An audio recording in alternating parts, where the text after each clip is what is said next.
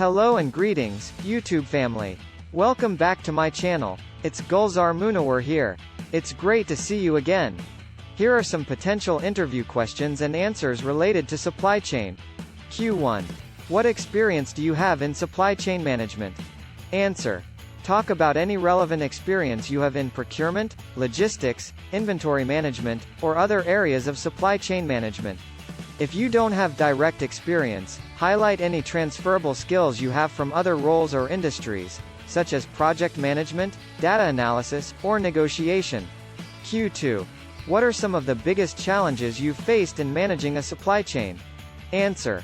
This will depend on your personal experience, but some potential challenges to discuss could include managing demand variability, dealing with supplier quality issues, navigating transportation and logistics constraints, or balancing cost and service level objectives. Q3. What tools or technologies do you use to manage your supply chain? Answer.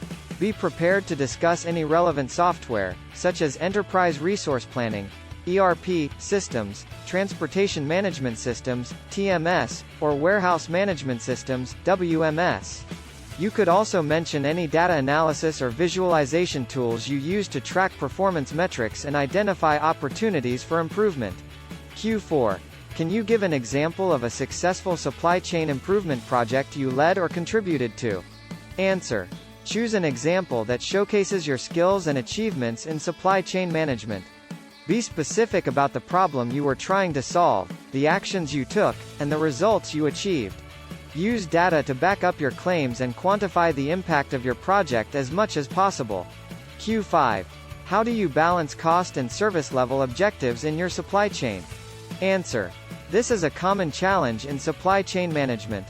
Talk about how you assess customer needs and market trends to determine the appropriate service level targets for your business.